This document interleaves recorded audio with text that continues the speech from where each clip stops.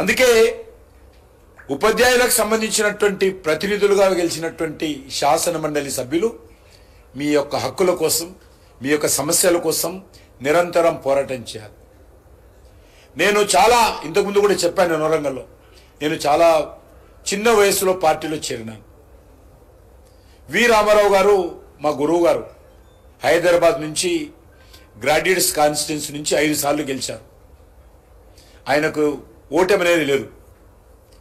ఆ రకంగా బీజేపీ కానీ అంతకుముందు జనసంఘ్ కానీ గ్రాడ్యుయేట్స్ కాన్స్టిట్యున్సీ అన్ని సీట్లు బీజేపీ గెలిచింది. తెలంగాణ ఉమ్మడి ఆంధ్రప్రదేశ్లో కూడా రాయలసీమ నుంచి డిఎస్పి రెడ్డి గారు, హైదరాబాద్ నుంచి వి రామారావు గారు, ఇక్కడ నుంచి ఎల్ఎస్ రాజు గారు, డాక్టర్ రాజేశ్వరరావు గారు, కృష్ణా గుంటూరు విజయవాడకి వెళ్తే జూపుడి యజ్ఞనారాయణ గారు, మరి విశాఖపట్నం శ్రీకాకుళం విజయనగరం వెళ్తే పివి చలపతిరావు గారు, రాయలసీమకి వెళ్తే ఎడ్డూరి శివప్రకాష్ రెడ్డి గారు, చిత్తూరు ప్రకాశంకి వెళ్తే పిడతల రంగారెడ్డి గారు, ఈ రకంగా మొత్తం గ్రాడ్యుయేట్స్ కాన్స్టిట్యున్సీ అన్నీ కూడా మొత్తం గెలిచేవాళ్ళు. ఎందుకంటే విద్యావంతులు దేశం గురించి ఆలోచన చేస్తారు, నిస్వార్థంగా ఆలోచన చేస్తారు, దేశ భవిష్యత్తు గురించి ఆలోచన చేస్తారు, మంచి వ్యక్తులు ఉండాలి, మంచి సాంప్రదాయాలు ఉండాలి, మన సంస్కృతి పరిరక్షించాలి అనే దృక్పథంతో పట్టభద్రులందరూ కూడా బీజేపీ కోటేసేవారు. హైదరాబాద్లో పోటీ చేసినటువంటి మా రామారావు గారు ఎలక్షన్స్లో ఖర్చు ఎంత తెలుసా? 3.5 లక్షలు. 3.5 లక్షలతోటి హైదరాబాదు, రంగారెడ్డి, మహబూబ్నగర్లో ప్రచారం చేసి ఆయన ఎమ్మెల్సీ అయ్యాడు. ఇంకా కొన్ని జిల్లాలలో పోతే పట్టభద్రులే డబ్బులు ఇచ్చేటోళ్ళు ఆ కాలంలో. వాళ్ళు 1 2 రూపాయలు, 5 రూపాయలు, 10 రూపాయలు ఇచ్చి వీళ్ళని అభ్యర్థులుగా ప్రోత్సహించినటువంటి పరిస్థితి ఉండేది. ఆ రకంగా ఒక మంచి సాంప్రదాయం ఈ యొక్క పట్టభద్రుల్లో కానీ టీచర్లో ఉండేది. కానీ టీచర్ ఎలక్షన్స్లో గెలిచినటువంటి వాళ్ళు ఎంత బాగా మాట్లాడారంటే, నేను రామారావు గారితో కౌన్సిల్లో పోయాను. చైర్మన్ ఛాంబర్ అని ఉంటుంది, అందులో కూర్చుని పెడితే ఎంతసేపు అయినా కూర్చోవచ్చు. మిగతాదైతే గంట తర్వాత చేంజ్ చేస్తుంటారు, కౌన్సిల్లో కానీ, అసెంబ్లీలో కానీ, పార్లమెంట్ కానీ. మా రామారావు గారు చైర్మన్ ఛాంబర్లో కూర్చోబెట్టాను. ఆయనతో పోతుంటే, నేను టైంకి పోతుంటే, ఆయన వెళ్ళే టైంకు ఆయన దగ్గరికి వెళ్తే తీసుకుపోయేవాడు, కూర్చుని పెట్టాడు. ఆ రోజు నేను వెళ్ళిన ప్రతిసారి కూడా చూసేవాడిని, వివరాలు కూడా తెలుసు.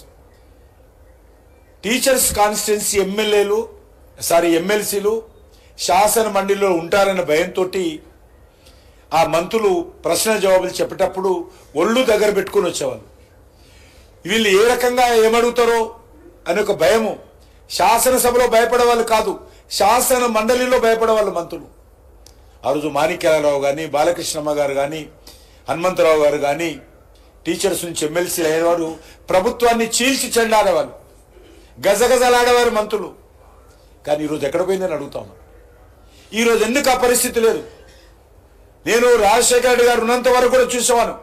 నేను రాజశేఖర రెడ్డి గారిని ఎక్కువసార్లు కలిసేవాను. నేను ప్రజా సమస్యల మీద హైదరాబాద్ ఎమ్మెల్యేగా 3 సార్లు గెలిచాను కాబట్టి వరుసగా వెళ్ళేవాడిని. నేను అనేక రకాల సమస్యలు తీసుకొని వెళ్ళేవాడిని, డెలిగేషన్ తీసుకొని వెళ్ళేవాడిని. వెళ్ళినప్పుడల్లా కూడా ఒక టీచర్ ఎమ్మెల్సీ కనిపించేవాడు ఆయన ఛాంబర్లో. ఎవరినైనా 10 మంది ఏదో సంఘం టీచర్లను పెట్టుకొని ఒక 10-15 ఉత్తరాలు కట్టలు పెట్టుకొని విజ్ఞాపన పత్రాలు తీసుకొని నేను పోయినప్పుడల్లా ఇస్తుండే. ఆ రకంగా టీచర్ ఎమ్మెల్సీలు చాలా క్రియాశీలకంగా ఉండేటువంటి వాళ్ళు. ఆ యొక్క తెలంగాణ ఎందుకు ఏర్పడిన తర్వాత మన దురదృష్టం అంటే కానీ శాసన మండలి నిర్వీర్యం చేశాం. శాసన మండలి పేరు లేదు. టీచర్ల కాన్స్టిట్యున్సీలకు సంబంధించినటువంటి గెలిచినటువంటి వాళ్ళు పాలక పార్టీ బాకా వదలడం మొదలుపెట్టారు తప్ప టీచర్ల కష్టాల గురించి ఏ రోజు కూడా ఒక్కరు మాట్లాడే పరిస్థితి లేదు. పాలక పార్టీలో చేరి కేసీఆర్ చుట్టూ, ఇప్పుడు రేవంత్ రెడ్డి చుట్టూ తిరుగుతున్నారు. ఈరోజు పరిస్థితి ఏంది? 2 ఎమ్మెల్సీలు ఎలక్షన్స్ అవుతున్నాయి టీచర్లే. ఏ రాజకీయ పార్టీ పోటీ చేస్తలేదు. వాళ్ళకు టీచర్ల గురించి అవసరం లేదు, టీచర్ల గురించి పట్టింపు లేదు, టీచర్ల గురించి సీరియస్ లేదు. ఉంటే పోటీ చేయాలి కదా, ఎవరు పోటీ చేయడం లేదు. అంటే ఎంత టీచర్లకు సంబంధించినటువంటి ఎమ్మెల్సీ స్థాయి ఎంత దిగజార్చారో అర్థం చేసుకో. అందులుంటే గెలిస్తేంది, పోడుతుంది. ఇది భాష రాజకీయ పార్టీలు.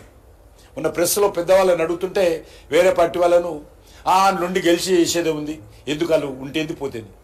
ఇది టీచర్లు అంటే ఎంత స్థాయి దిగజారి మాట్లాడుతున్నారో అర్థం చేసుకోవచ్చు. భారతీయ జనతా పార్టీ ఇప్పుడైతే ఎలక్షన్లు వచ్చినాయి, ఎలక్షన్లు రాకముందు కూడా 317 జీవో వచ్చినప్పుడు ఏ రకంగా పోరాటం చేసామో మీకు తెలుసు. ప్రజా సమస్యల మీద ఏ రకంగా పోరాటం చేసామో మీకు తెలుసు. నిరుద్యోగ సమస్య మీద ఏ రకంగా పోరాటం చేసామో మీకు తెలుసు. కాబట్టి ఈసారి భారతీయ జనతా పార్టీ తరఫున వాళ్ళు తక్కువ చేసి మిమ్మల్ని చూసినా, మమ్మల్ని విమర్శించినా, మేము మాత్రము టీచర్ల సమస్యల మీద అంకిత భావంతో అందరం కూడా యావత్ భారతీయ జనతా పార్టీ మొత్తం టీచర్ల యొక్క సమాజం వెనుక ఉంటుందని ఈ సందర్భంగా మనం చేస్తాము.